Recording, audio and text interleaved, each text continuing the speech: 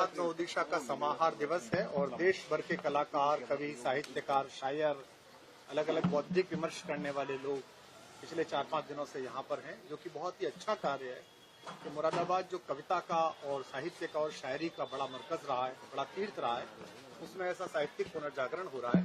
ये जिगर मुरादाबादी का शहर है, ये माहेश्वर तिवारी का शहर है, ये हुल्लड़ मुरादाबादी, मक्खन मुरादाबादी, तस्लीम सिद्दीकी, मंसूर उस्मानी साहब का शहर है। और आज जब मैं सुबह चला तो मुझे सूचना मिली कि हमारे बड़े भाई और कविता और साहित्य में हमारे वरिष्ठ श्री मंसूर उस्मानी साहब की एक दुखद घटना हुई है। उनकी पुत्री का देहांत हुआ एक दुर्घटना में। तो मैंने ये इच्छा जाहिर की प्रशासन से कि पहले मैं वहाँ जाना चाहता हूँ। आज उनसे मिला और एक भाई की तरह उनके दुख को साझा करने का प्रयास किया। ईश्वर दिवंगत आत्मा को शांति प्रदान करे और उन्हें भी शोक से उबरने का साहस प्रदान करे। कुमार जी, यूपी में आप हैं, यूपी से आप आते हैं। शंकराचार्य जी को लेकर के एक अलग तरह का विवाद चल रहा है, एक अलग तरह का मैसेज देने का प्रयास किया जा रहा है। क्या कहेंगे?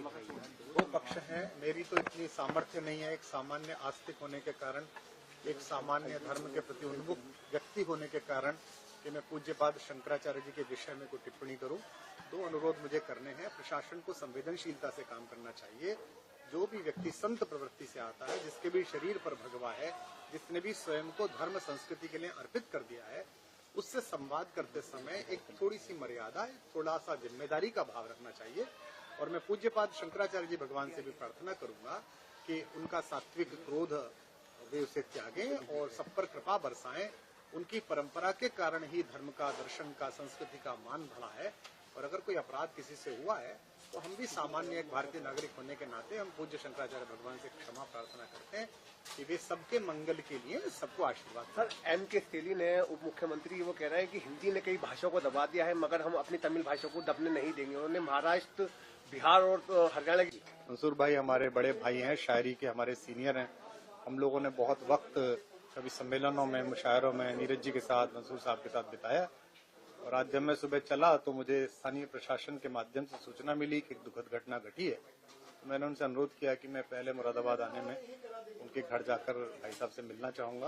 और एक कठिन कष्ट की समय है और साहित्य का, कविता का, शब्द का, अक्षर का एक परिवार है।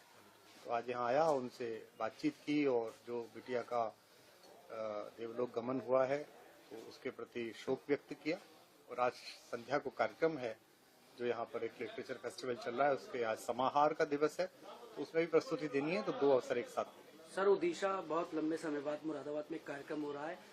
युवाओं को किताबों के प्रति और जागरूक करने को लेकर एक कार्यक्रम है, किस तरीके से देखते हैं इसको? मुरादाबाद साहित्य की, अदब की, शायरी की जमीन है। माहेश्वर तिवारी से लेकर जिगर मुरादाबादी तक और मंसूर साहब तक एक पूरी धारा यहाँ बहती है। यहाँ के लोग कवि सम्मेलनों में बड़े लोकप्रिय रहे, मुशायरों में बड़े लोकप्रिय रहे। मुझे याद है कि मुशायरों की जमीन पर तो इतने सारे लोगों ने पढ़ा है। हमने भी, मेरी भी खुशकिस्मती है कि मैंने यहाँ के लोगों के साथ काव्य पाठ किया है। हुल्लड़ मुरादाबादी यहीं से थे, मक्खन मुरादाबादी यहीं से थे, तस्लीम सिद्दीकी का नाम यहाँ से लोकप्रिय हुआ। जिगर साहब का तो क्या ही कहना, हमें दर्शन नहीं हो पाए। तो ऐसे में अगर ये पहल की है यहाँ के समाज के लोगों ने और विशेष रूप से प्रशासन ने उसमें सहभाग किया कि 5-6 दिन देश भर के अलग अलग क्षेत्रों के, साहित्य के, संगीत के, कला के, अभिनय के, आज भी मैंने देखा जब पोस्टर तो बहुत सारे अभिनेता आए हुए हैं नगर में।